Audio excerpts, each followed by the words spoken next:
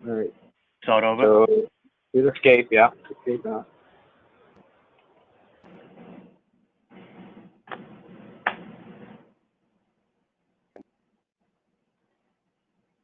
Not quite where we were at there. All right, so let's get rid of this guy.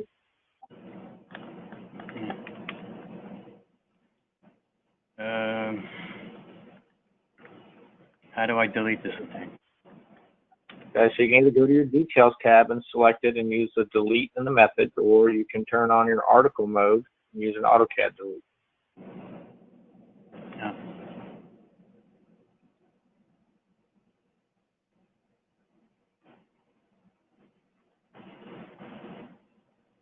See if you can also right click anywhere in the space and select article.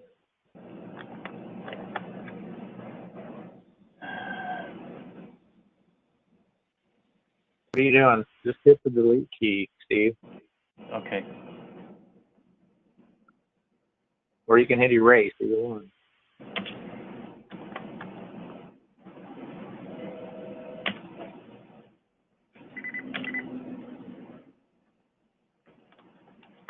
Okay. All right, let's try it again. Let's take a little practice. So we're going to pick our cabinet, pick the wall. We're going to put it on the wall. You're going to move your mouse down so you zoom in there a little bit. There you go. So you see how to snap into points? The snap to that point will fall off the floor. I don't see the points. It's snapping down there on that 1 inch off the wall. Look on the floor. Oh, it's on the floor. That one? Yeah, no, move your mouse up. You want your mouse at 4 inches. You don't want it on the floor. There you go. See how it's snapping there and the 4 inches? Enter? Yep. Okay. Well, we wanted it off. Did you want it off the wall 3/4? Is that what you wanted? No, not really. So, I gotta go, that's where the base is, right? Yeah. Okay, so that's fine. So now you really don't need your grid because you can place everything else off of this cabinet. So go back to the room tab and hit the show hide grid again.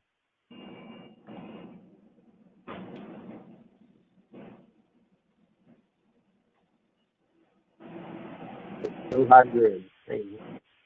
Click Okay. it once, it turns it on. Once again, turns it off. Yep. Okay. All right, so let's put some more cabinets in here. Now you can pick the cabinet as your reference point. Bottom left corner. You want to be to the left, the right, top, bottom, wherever they're going to be. Yeah. Okay. All right, put another one in and change the width for me. Okay.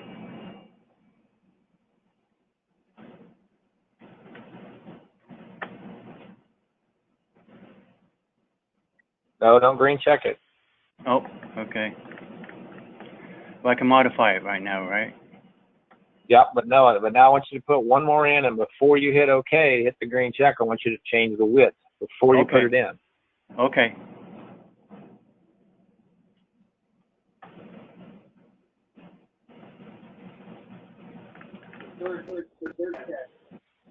Third button, yeah. Oh, you want me to do Dory cabinet over? Click on that button, that box. This one? Yeah. Okay. So that's where you can change your dimensions. I want it to be 24 inches, whatever.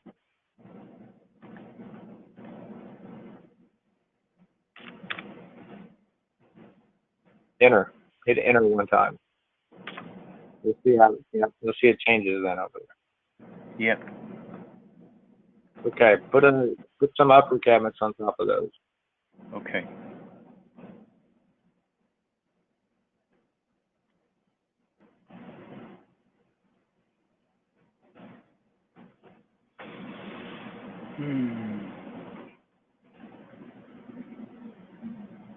All right. So this time, pick the base cabinet on the bottom left. Bottom left. Escape. Escape. Escape. As soon hit escape. As soon as you double click it, you want to put it on top of that base cabinet. Hit escape. Escape out. Okay. All right. So I want you to pick the cabinet and then pick that first base cabinet. I'm going to put it above that cabinet so it lines up. Pick the base cabinet. Double click your upper cabinet. I want to add it to the job. Okay.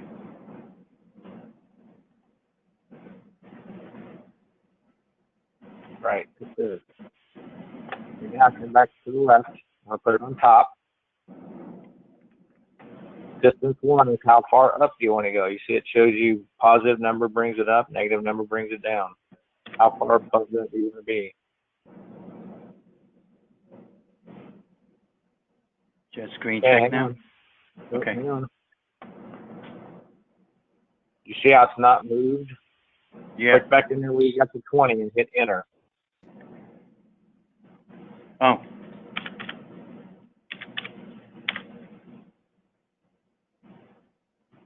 Okay. Now, second tab. Second tab. Yep. Do you see how it's shifted over to the right? It's lining up with the right of the cabinet. Hit that little cube off to the left there. Gotcha. I want to line it up on the left side or the right side. I want to line it at the front or the back, whichever you want. Yes, This makes case, sense. we're at the back and we want to align it on the left, so that's where we're at.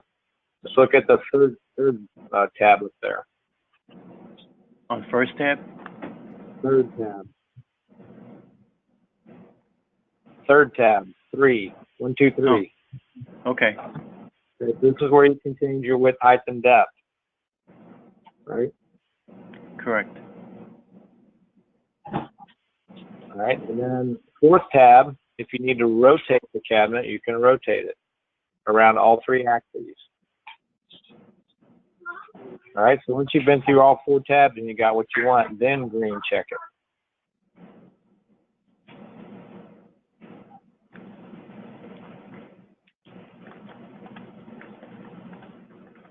So now that you got that upper set, you can put another one right next to that upper.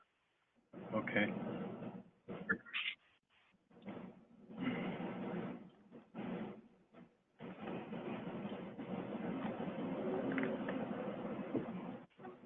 Okay, so I want it to go to the right. Yeah, good.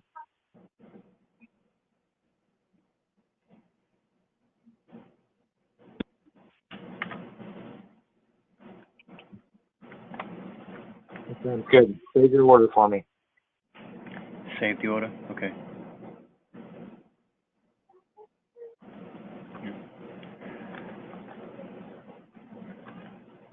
I always forget what the save is. Oh. Nope. System tab.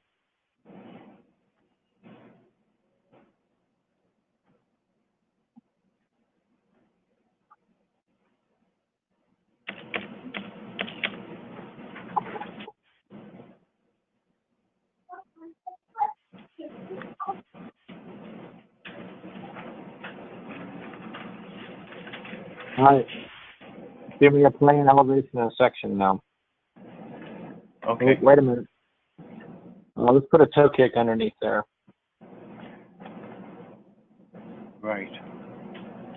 So on your WoodCAD CAM Manager, you're on the Insert tab. There's 5 buttons on that tab. So you're on the first button, which is your article. Second button is bases or toe kick. Okay. So let's use that BP ladder base. First one, there you go. Pick the first cabinet and then the last cabinet. That's saying, hey, I want to run all the way from there to there. Enter. Enter. Enter.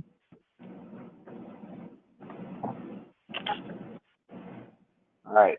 Now, give me plan view elevation section. Okay.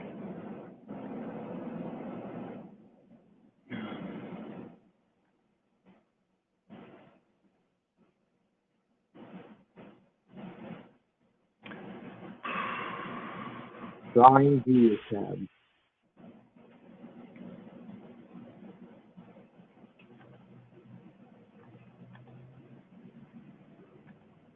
Steve, the drawing view tab. Drawing view. Yeah, right up where you were at. You stopped one tab before you got there.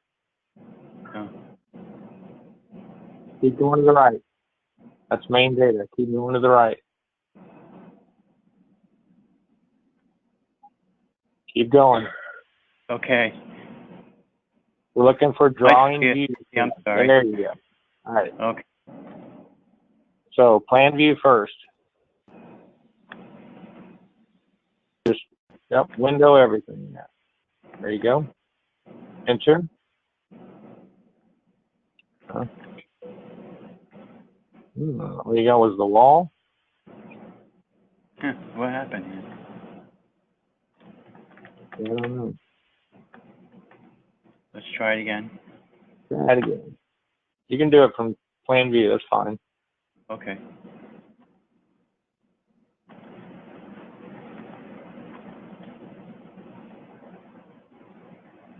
Enter. Ooh, we definitely got a problem here, don't we? Yeah. Can you give me a keyboard and mouse for a second? Sure, okay. I'm doing something wrong. I don't know about that. So on the GoToMeeting toolbar, find the Screen tab. Go down through there, you'll see Share Keyboard and Mouse. On your GoToMeeting toolbar. Oh, move it? No, go to the Screen tab. See the Screen tab at the top?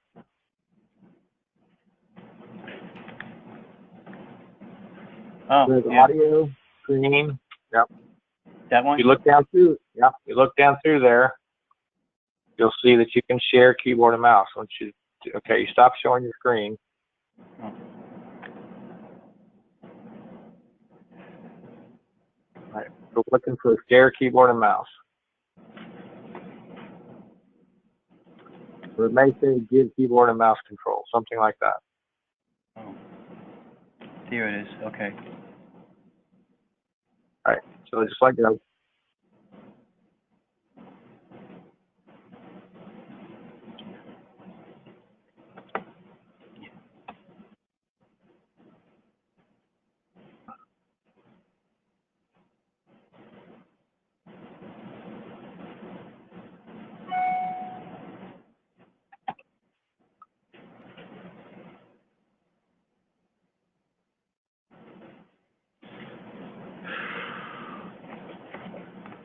All right, so that's fine.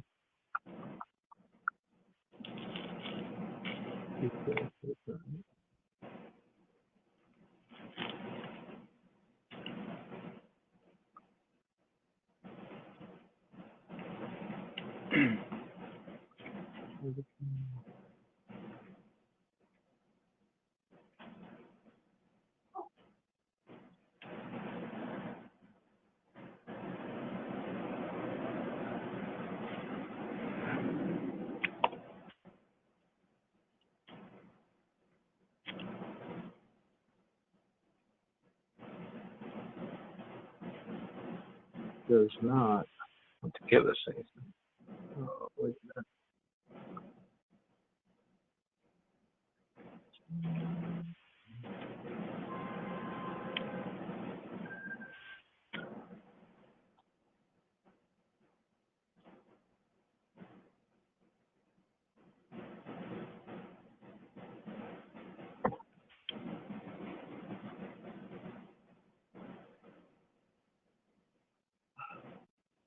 That's better.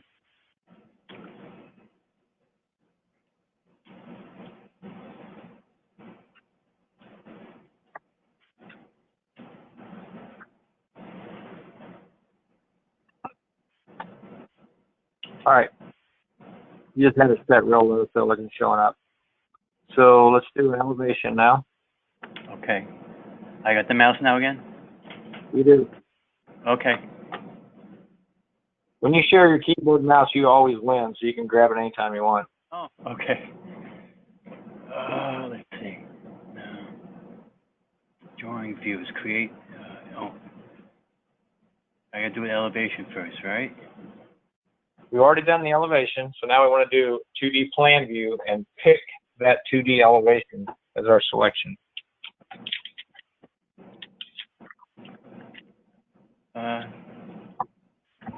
I got a plan view. I don't got an elevation yet. Yeah. No? We want to do 2D elevation, yes. Okay.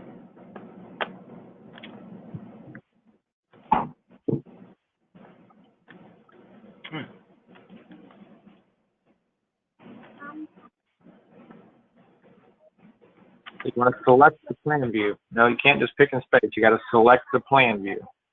The 2D plan view is a block, so you want to select that block. Okay.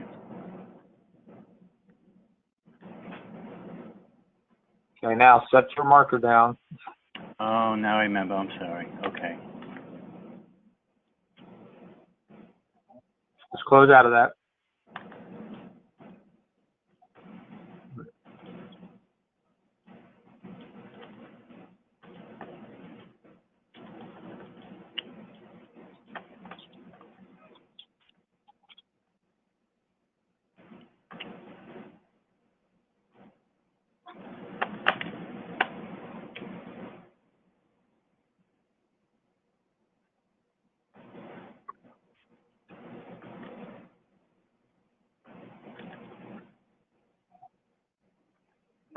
Well, you can't really do a section of all of that. Right. Okay. Right. So, like, I might pick the wall, one of the upper cabinets, one of the base cabinets. That's where I want to cut through. All right. Enter. Pick the 2 points to draw your line. There you go. And now, which side do you want to look? And give it a name.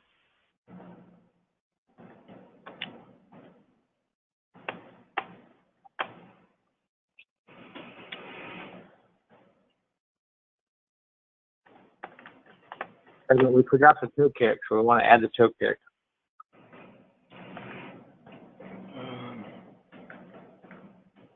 So refresh view.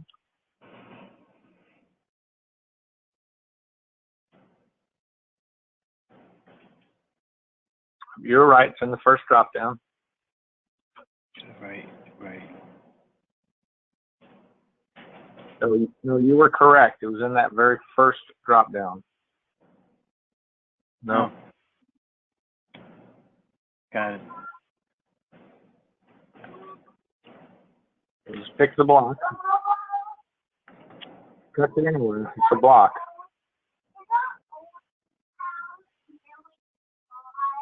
Okay, we want to add. Then you want to pick the toe kick. You either pick it in the elevation or you can pick the 3D. It doesn't matter.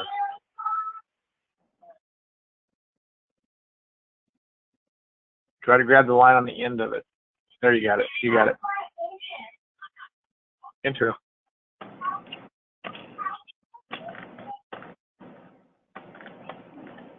All right. I did it. Yes, you did.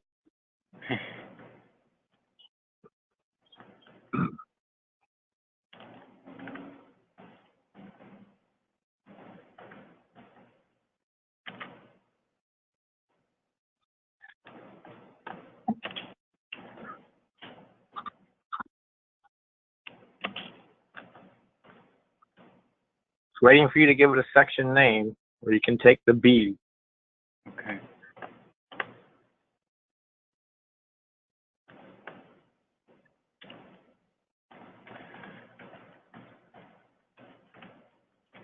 I know I changed the view. I don't know how I did that. So after you With pick your balls 2 on the points, left, which I usually Okay. draw it that way. okay, after you pick your 2 points for your line, for your section, Yeah. it then asks you to pick on one side of the line or the other, depending on the direction you want to look. So if you pick Okay. to the left of the line, you're looking to the right. If you pick to the right of the line, you're looking to the left. Okay. Makes sense. See how the arrows? Yeah, see how the arrows got applied Okay. based on whichever side of the line you selected it. says, okay, we're looking that way. Okay. Hey, Larry, after it's drawn, could we flip the view, or we just need to create a new one? You flip the view. Say Never tried it. the section He's saying section mirror. A, we want to look in the other direction now. Or do we just need to redraw that?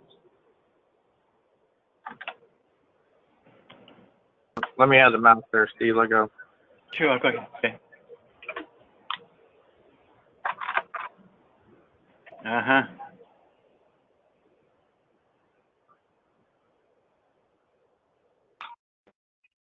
That's just going to let me move it.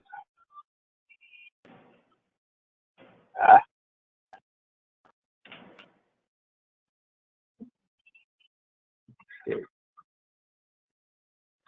Thought maybe I could click on it and flip it. Yeah, I was trying to do it, but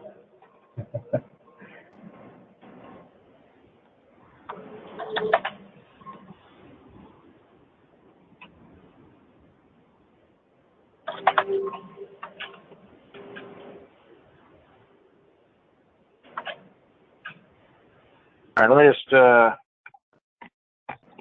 what if I mirror it? I never tried it.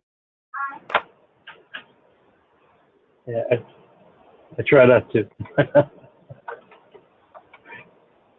Yeah, what the hell are you asking me for? I was trying to figure out if there's a way to do it. Well, no, I'm going to say just cut another section, man. Okay. Okay. The other thing with this, when you cut another section,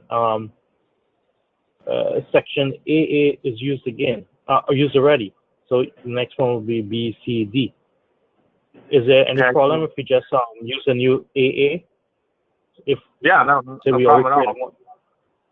You You're just override it. you're gonna delete this one anyway, right? So let's delete section Right. A. Yeah. Get rid of the line and the arrows too. Okay. Got another section.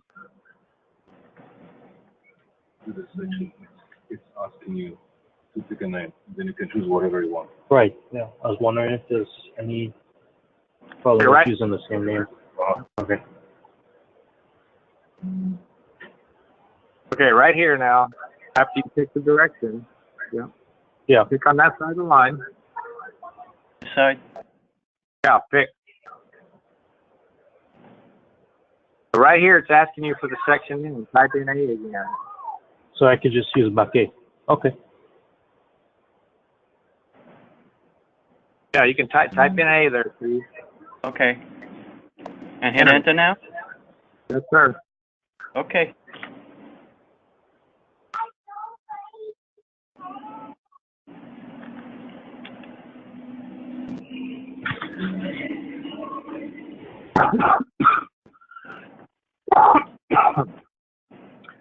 Yeah, that the section lettering, I mean, you could use a number if you wanted to, or whatever you want. You can type in or whatever you want there. It just defaults A, B, C, D. Okay. Thanks. Although I think be careful, because I think if you cut another section now, it's going to then go to B rather than C. So you'd have to keep an eye on it if you start changing it. Okay, let me do another section. Let's see.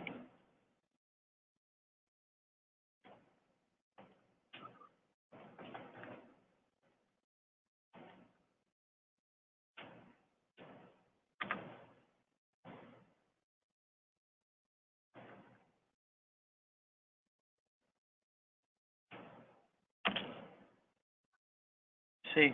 Nope, it jumped to C. Good.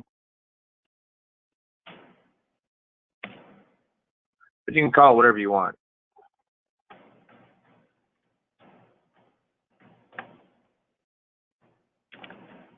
Okay, this one I lost the base, so because I didn't click on it, right. Yep. So how do we add it back? Refresh again? Yep. No, pick the section. It's asking Okay. you what you want to refresh. That would be refreshing the elevation. Yes.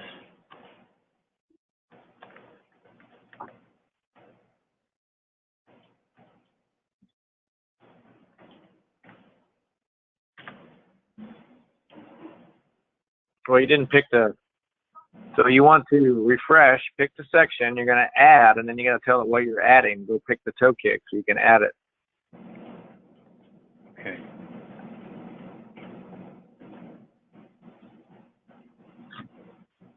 Yeah. All right, go pick the toe kick. Oh. There you go. Enter.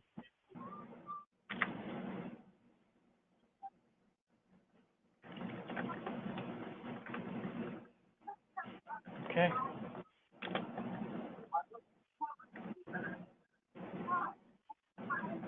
Yeah, let me do it.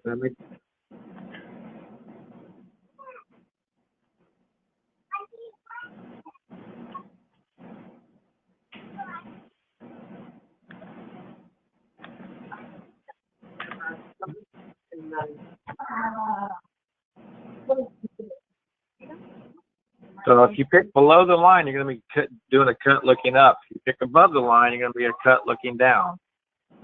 Above the line? Okay. Above the line would be looking down. Below the line is looking up. All right. Think of it as which side do I want to put the arrow on. Okay, now what's the section name? You see your cursor?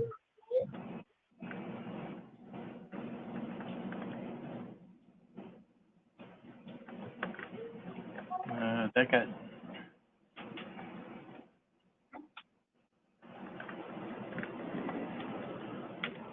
That don't look right.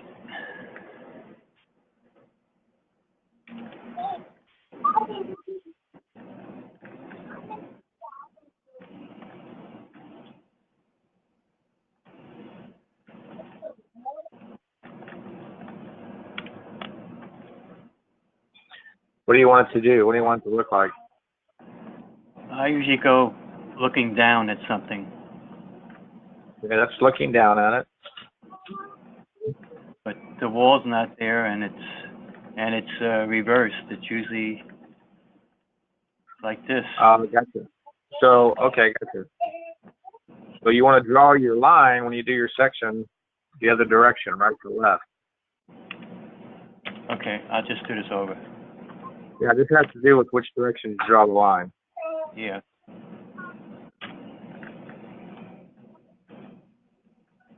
Can I take this plan section and just rotate it, or does it? Yeah. And put it underneath there? Right there. Okay. Just click on it.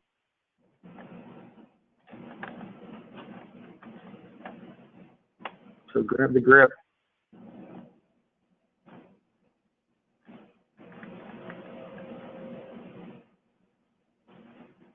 And how do I rotate it?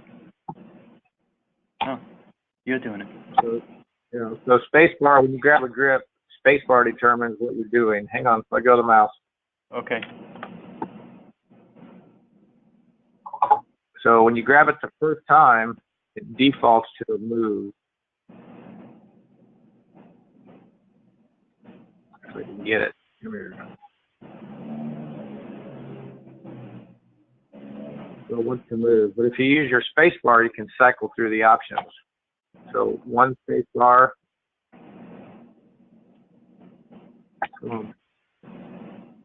Now I'm rotating. I see it, yeah. Yeah. Space bar again, you're scaling. You're bigger or smaller.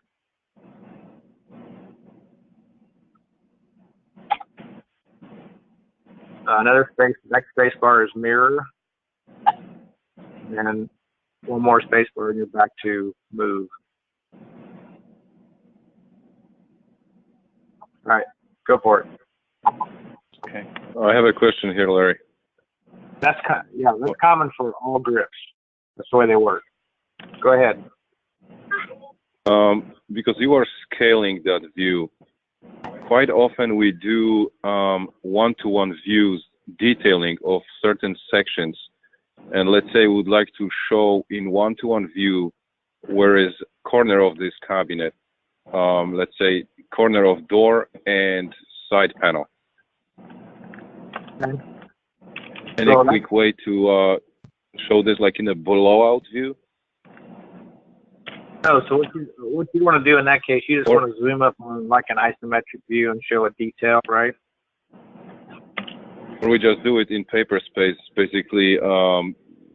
Yeah, just go into paper space it- and zoom in full, 1-to-1 in the viewport and put it wherever you want Right. to see the detail. Okay. Thank you. And that's the easy way to do it. Right.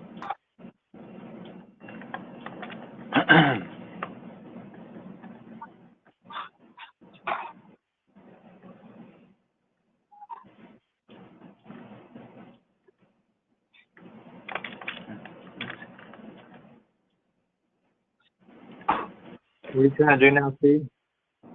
I'm going to make a plan section through the base cabinets and the upper cabinets. Okay, go for it. Okay.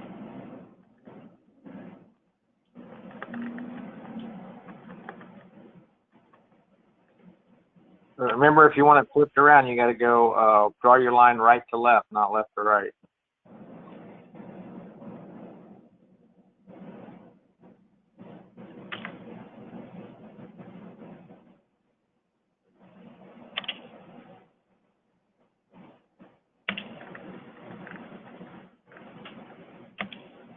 You see your command line there, Steve? Yeah.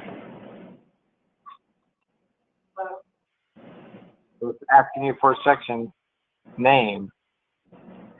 Okay.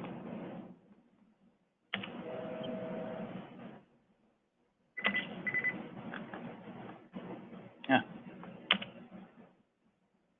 Got to hit enter when you to accept.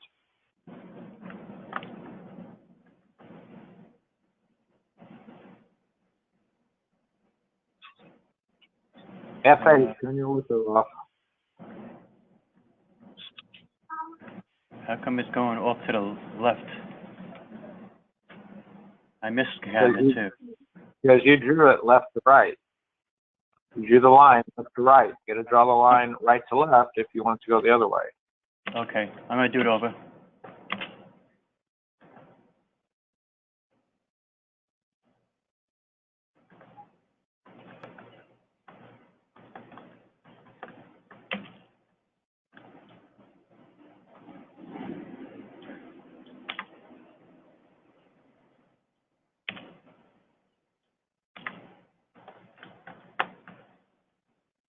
I'm still missing them.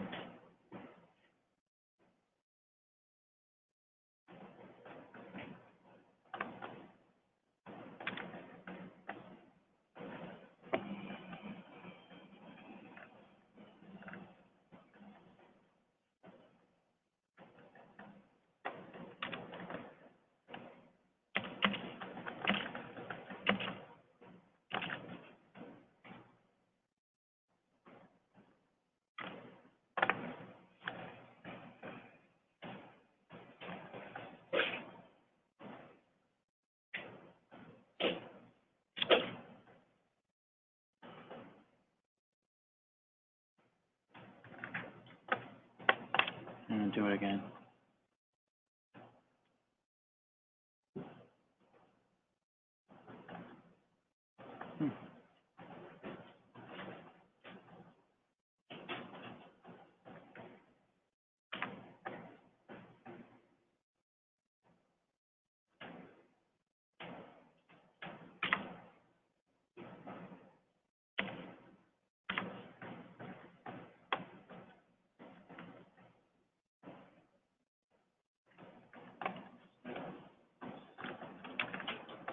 I don't know why I'm not grabbing all the cabinets.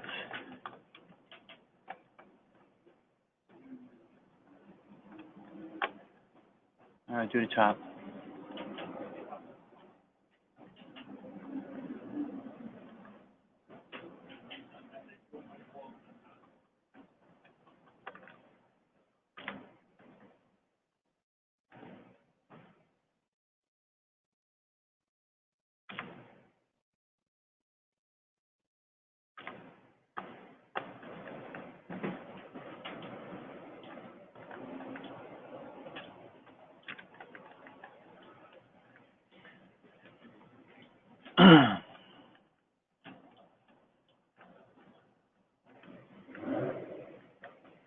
Both times I'm missing cabinets.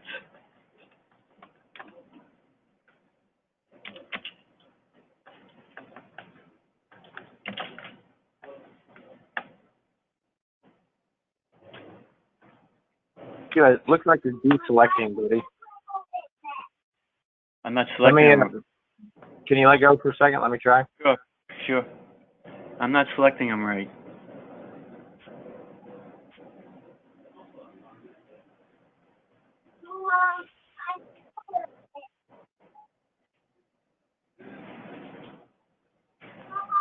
Damn, I can't even get that on there. Get in there.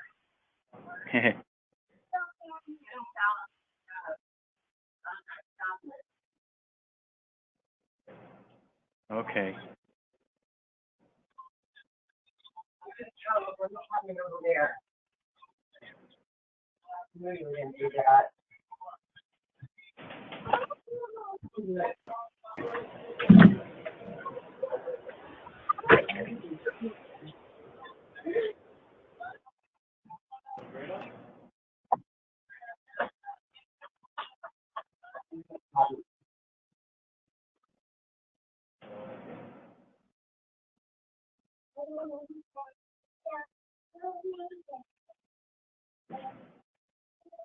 You want to try it now?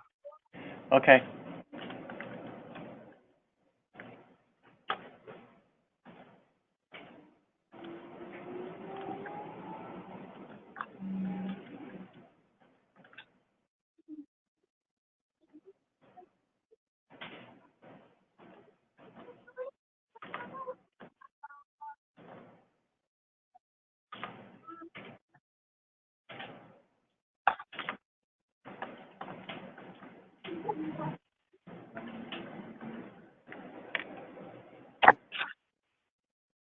What the heck?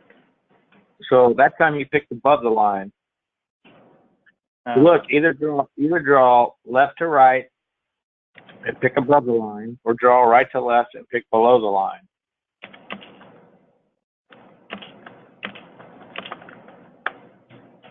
Either way should get you what you're after. So try left to right, pick your line, and then pick above the line for your third point. Above the line. Okay. Yeah.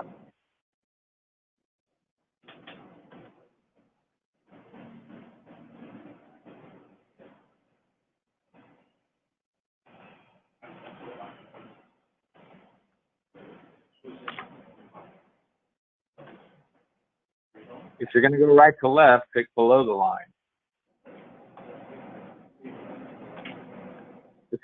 Steve, escape out.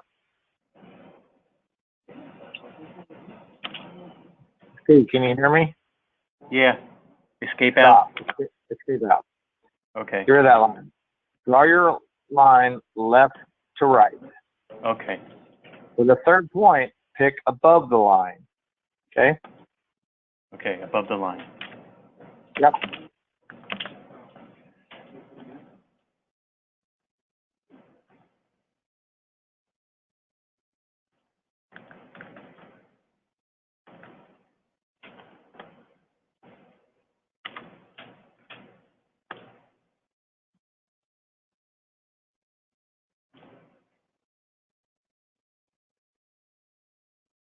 Pick. There you go.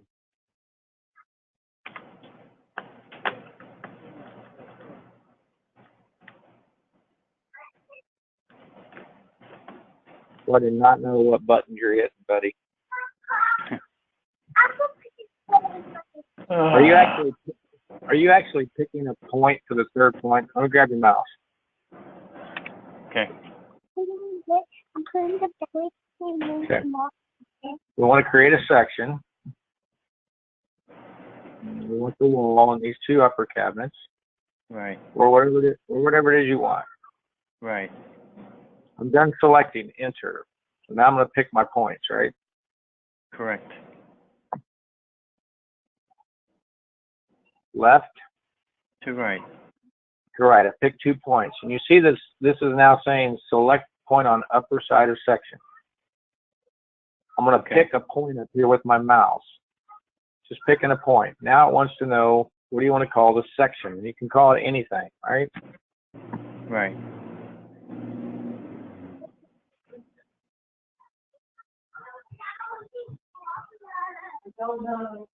That's good. All right, I want you to try it now. I think what you're doing is on the third point, you're hitting enter rather than left clicking a point in space.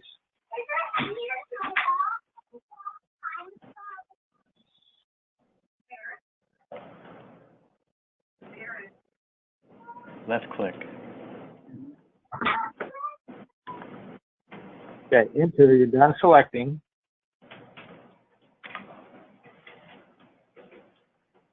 Hit enter. There you go. Now pick your 2 points, left or canceled out.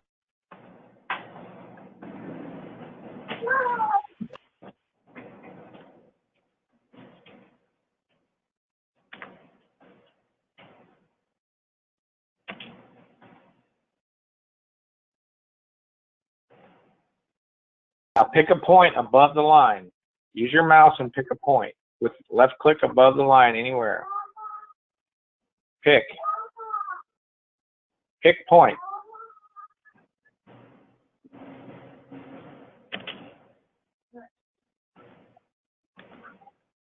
And then what do you want to call the section?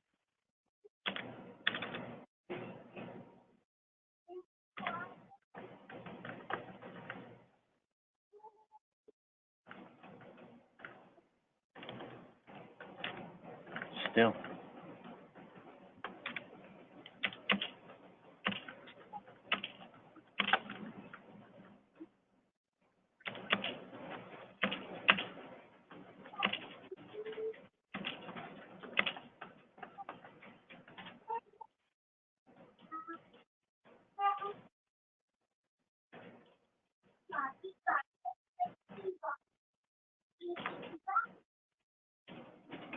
Okay, so we're just turning red. It's telling you already have 2 sections cut through here. It's okay. Just hit enter again.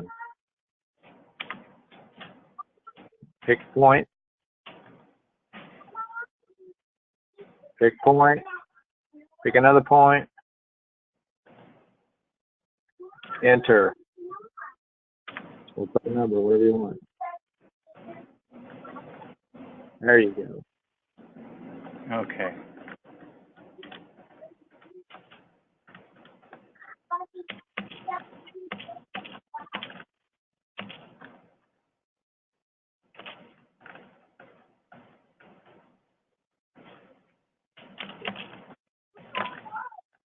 Well, Larry, those side sections, they are missing box in the bottom cabinets.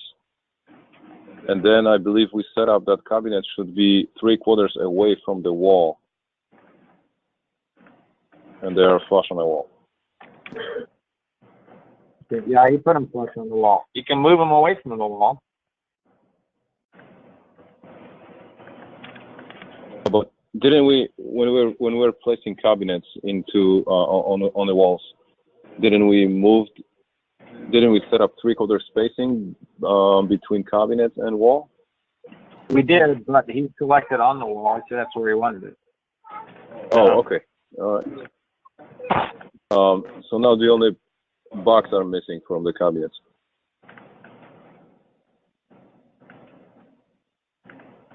Inside What's section. missing? Cabinet box. Cabinet box. From the cross section? Robert's saying the cabinets are missing a back panel. We were looking at the side view, side section. Yeah, I see that. Are they in the 3D?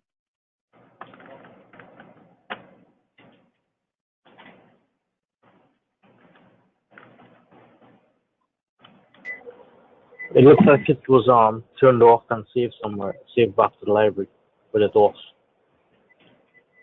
It looks like there's not a back in them.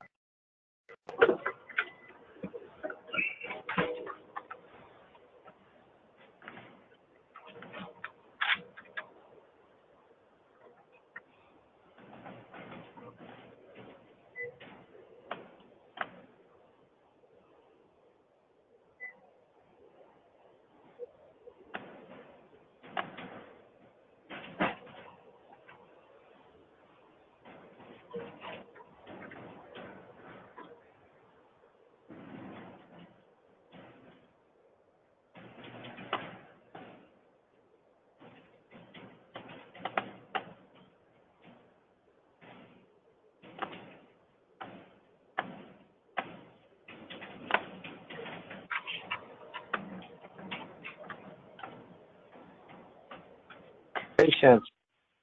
It was still doing the cross sections.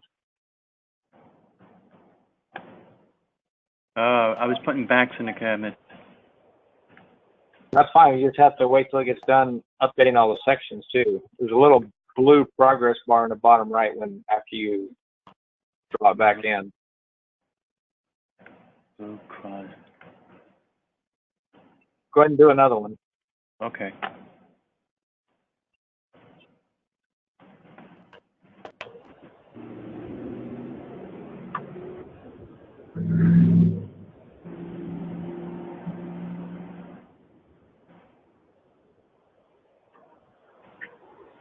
This message is coming up. You're saying yes. So watch the, you just got to watch the progress bar in the bottom right there. Oh, I see.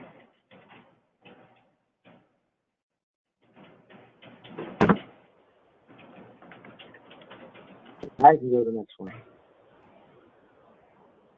So, Larry. Yeah. Yeah, my back is also missing. Do we just turn it on and save it back and overwrite?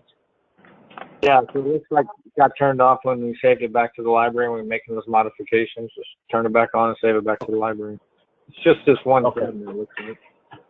Yeah, it looks like it's just one. Okay.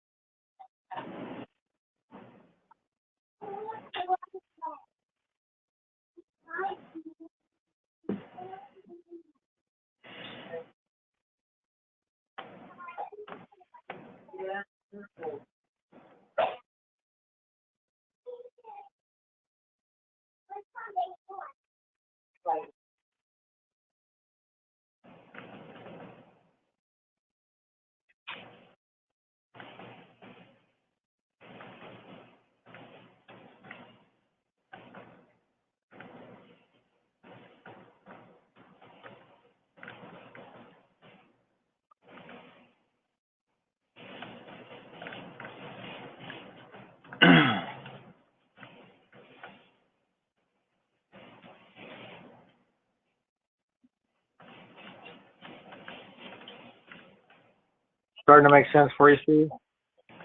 Yes, it is, yeah.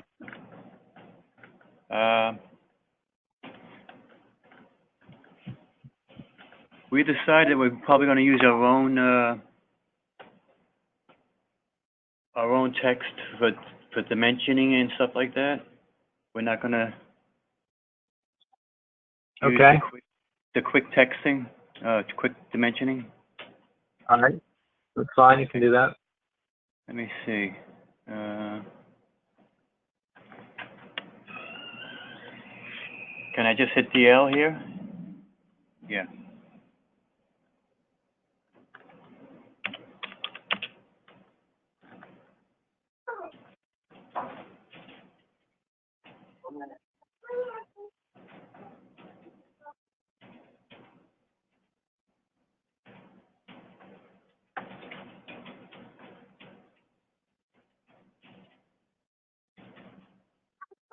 I'm looking for odd dimensions types. I don't see them. What do you mean? Well, ours usually says, well, let me see. I put this drop down. Okay. Now I got it.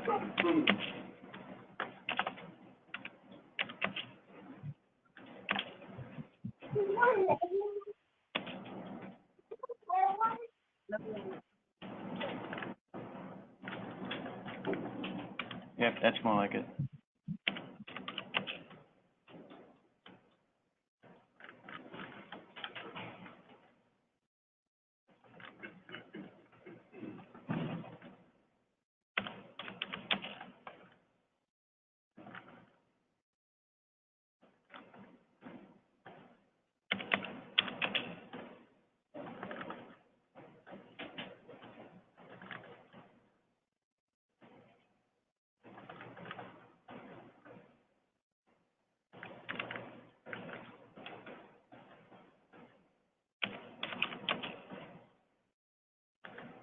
Just putting some of the normal dimensions we use.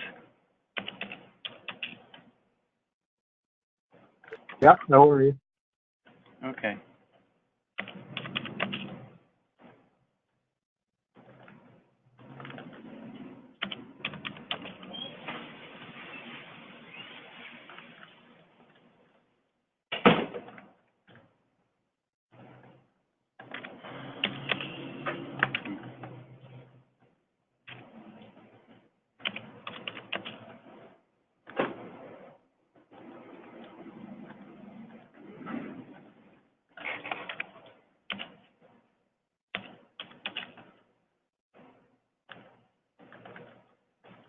That looks wrong.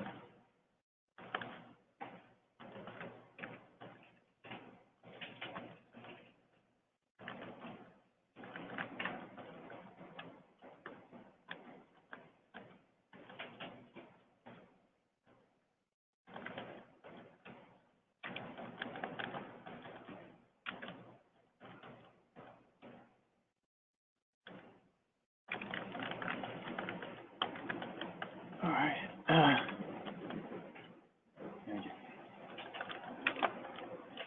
Now, could this 100 here, that's supposed to be the plan section.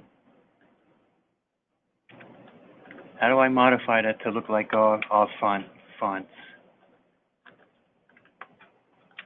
You can use your text font, so you can right click and go to properties, select it and go to properties. Oh. But I believe Steve will be manually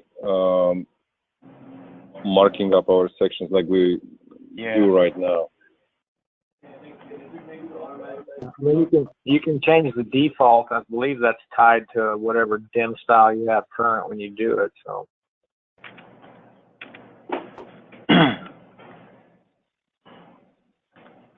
But this could be only text, right? Because we have like our whole big marker. Yeah, this is can what we actually use. show you. Use, Larry. Let me show you.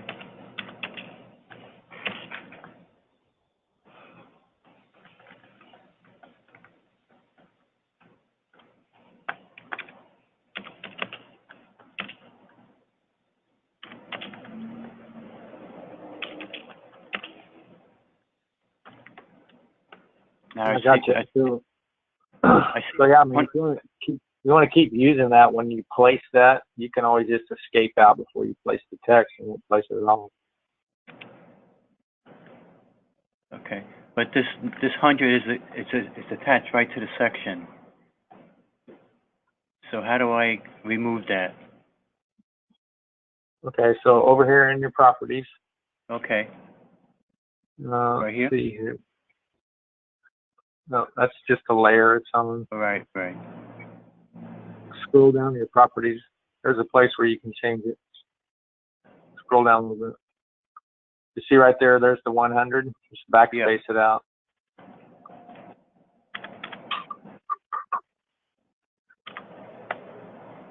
Okay. But again, when you place that, you can escape out and not place that number at all. Right. That's right.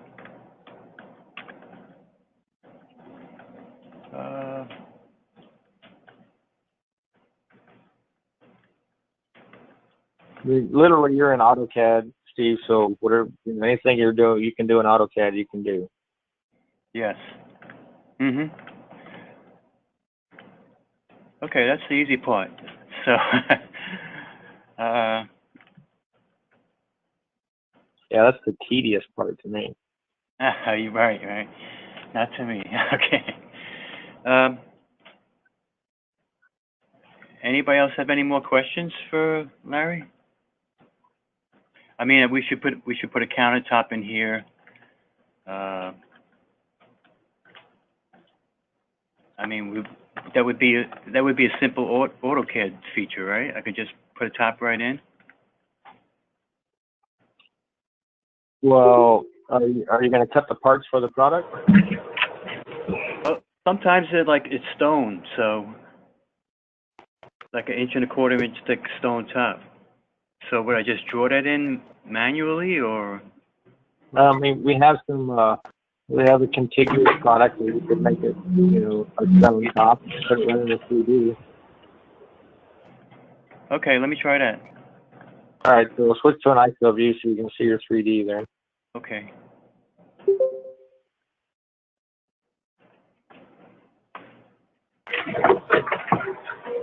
Good.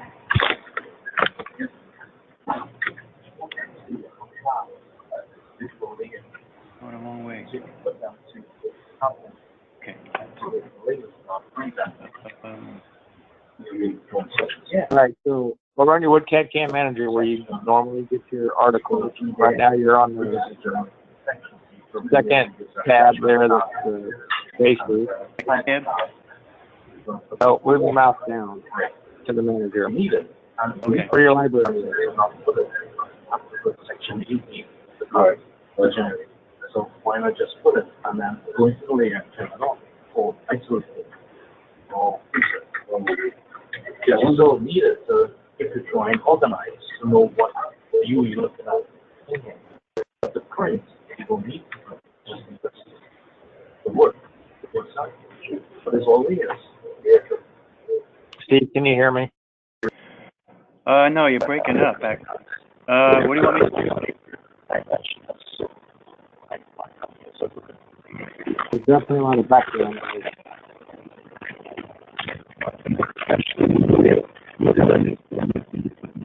Yeah, let go of your mouse. Okay, go ahead. Wow. So, library, bases, work surface.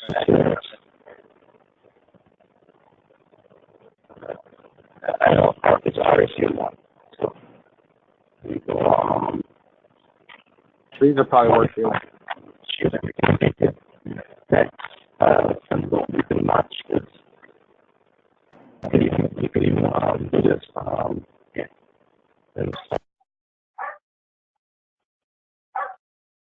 Okay, so that was Rudy that was doing that. I got him turned off. You hear me, Steve? Yes, I hear you. All right. Noise is gone too, right?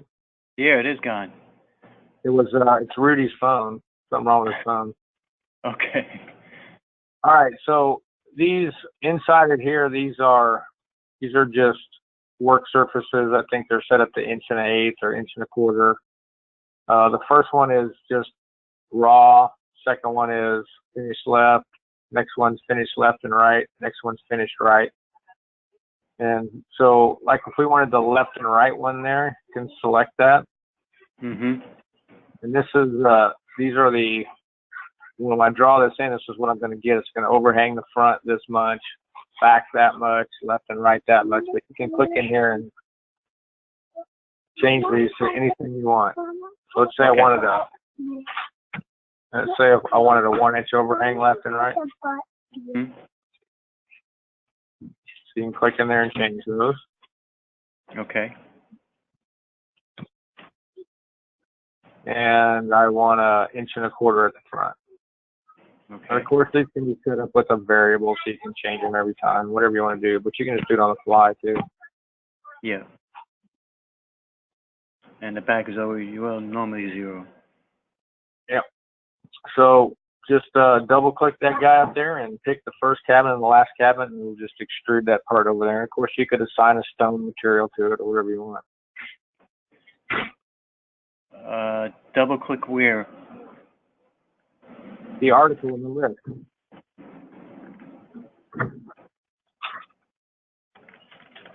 In fact, Steve, go back to the WoodCAD Cam Manager where the articles are at. That one we were just looking at. Have it highlighted. No. Stop. No. Okay. Over here, dude. Oh. Over here.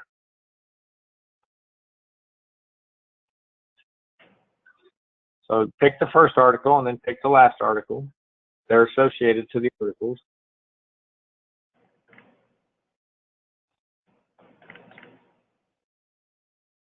And you just hit enter.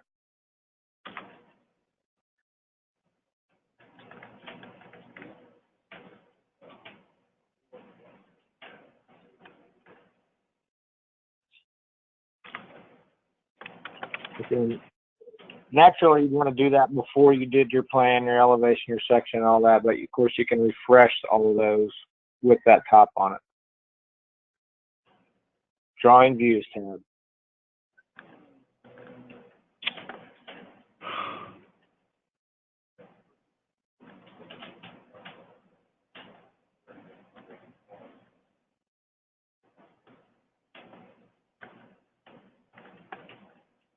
Now I'm going to refresh to 3D. I'm going to refresh one of the 2D views. There you go.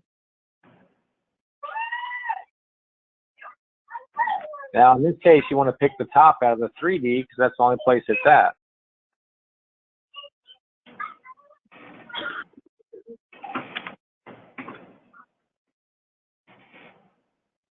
Pick it again. You selected none. Just pick one of those in the list. There you go, enter.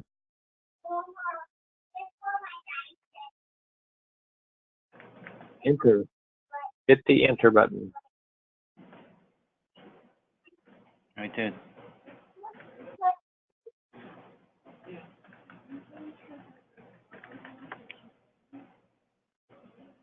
All right, try it again.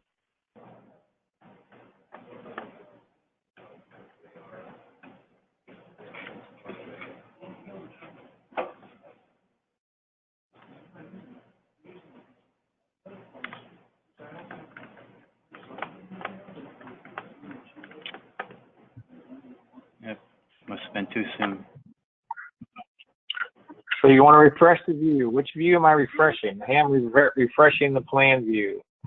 So I pick the plan view. Okay, my box pops up. I want to add. What do I want to add? I want to add the countertop. It's only in the 3D. I got to pick it out of 3D.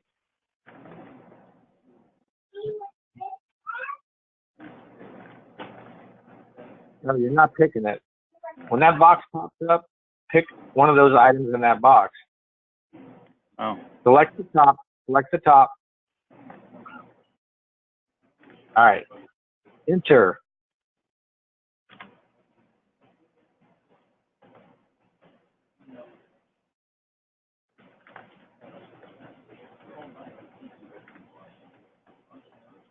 Okay, so it's there. It's there. All right, now add it to the elevation. So in this case, what I want to refresh, I want to refresh the elevation. What am I going to add? I'm going to add the top. You can pick it from the plan view then. No, elevation. Oh, right.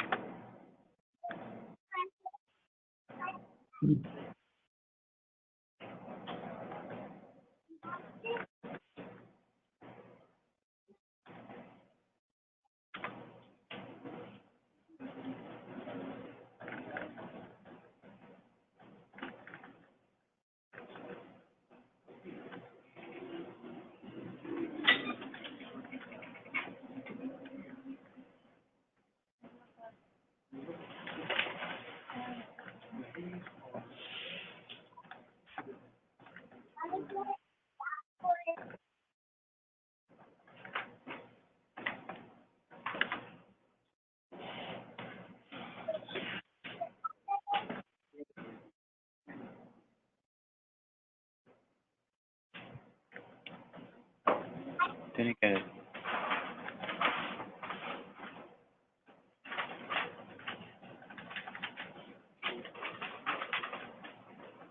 Why are you picking the elevation? Oh, gotta be planned. No. What are you trying to change? I'm trying to put the stone top on the sections. Okay, so you're trying to change the sections. So refresh view, refresh the sections.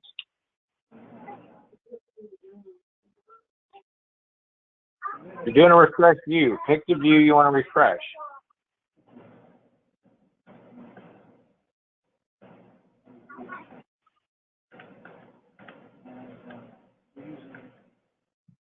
Or you want to add the top. It doesn't do it. That's not going to do anything. There's nothing to add there.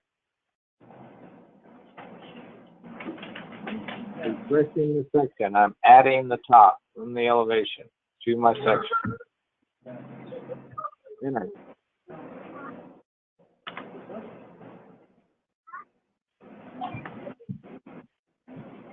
Now you got it. Yeah.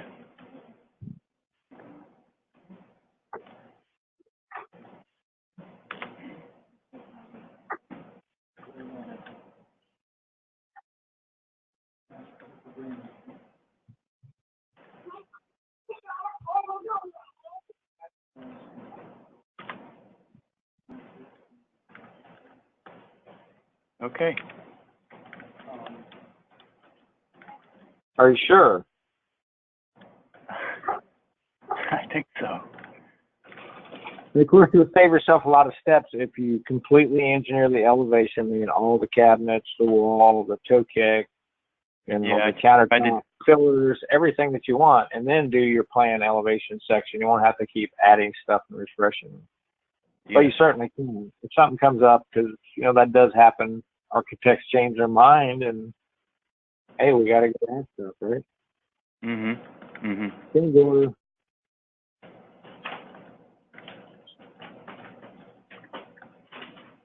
Okay.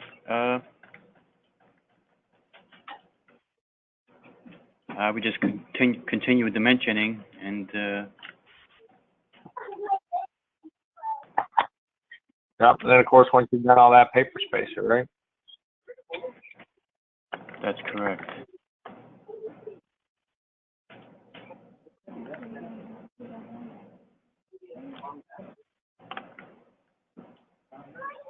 I'm going to turn Rudy back on and see if his phone's fixed. All right.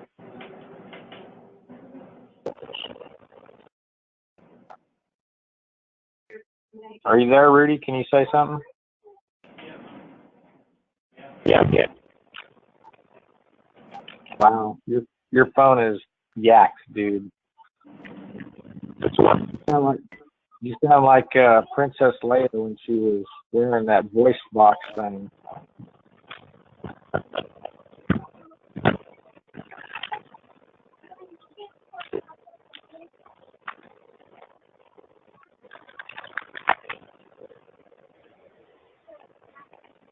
All right, what else we got for today? Any questions about this? I got one question. Remember we had set up like a distance from the back of the cabinet to the wall, 3/4. Rudy, nobody can There's understand a something word. wrong with your mic. You're all screwed up, dude. We can hear you. There's like horrible noise. So tell them about the back, the 3/4 box. Keep talking. We'll hear you. Yeah, the back of the cabinet, we had said 3/4 distance from the back to the wall, but it doesn't show that in the section.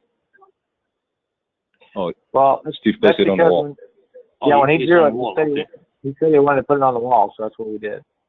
Yeah. Oh, okay, okay.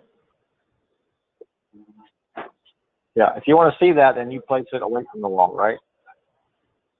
I think I placed it on the wall. It's on the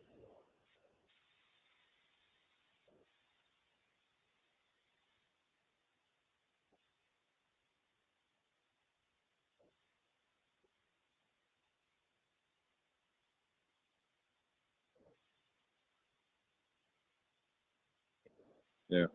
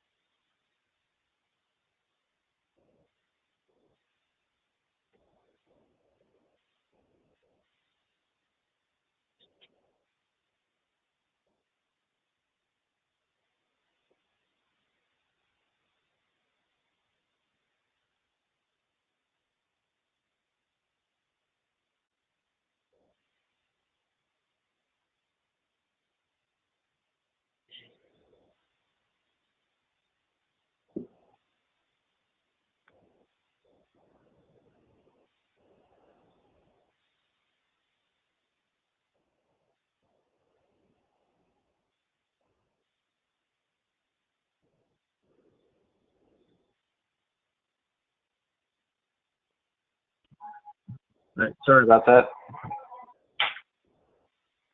Any other questions about this? I think we're good. Okay, well, we still have a few minutes. Any questions at all? And also, what's the plan for tomorrow? I think I would like to go over part designer.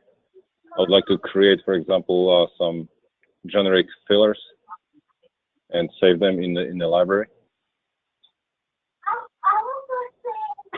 Like scribe fillers? Yes. So if you look in your library, there's already a base and an upper scribe filler in there. The folder for fillers under Frameless Library.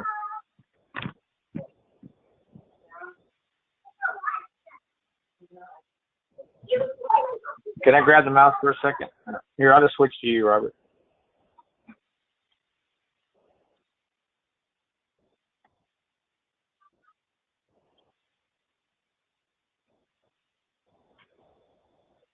So yeah, you see there's a folder over there for fillers. Oops, quit showing your screen.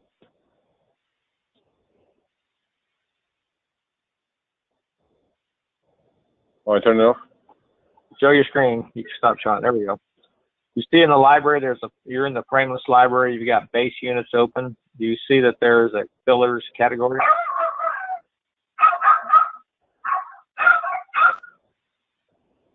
I don't see myself. 1 second.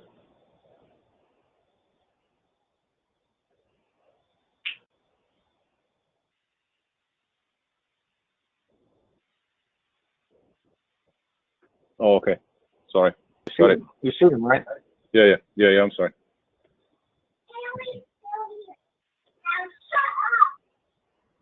Okay. Yeah, but even if we had to make those, I mean, that would only take a couple of minutes. It's just one part, right? Exactly. Just standard, because later on, this will be as set up as an article. So later on, we can modify it to our needs. And I believe the upper scribe filler actually has a return at the bottom.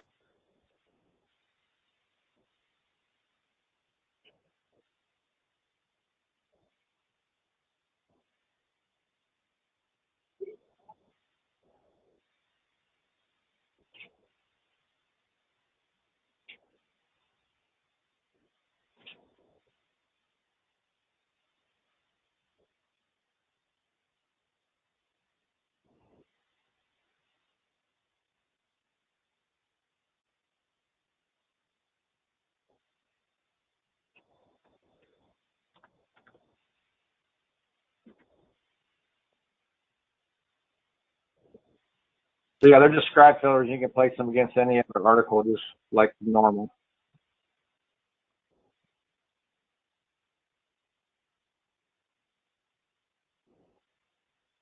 All right, Rudy, you guys want to put something together and shoot me an email later about what we'll do tomorrow?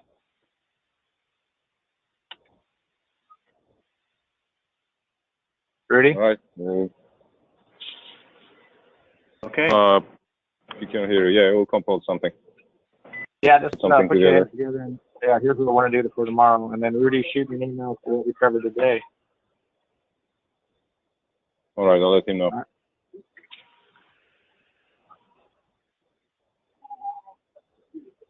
All right. I guess that's it, and guys, I will see you tomorrow, same time. Okay, Larry, thank you very much. Thanks. No worries, brother. All right, have a good night.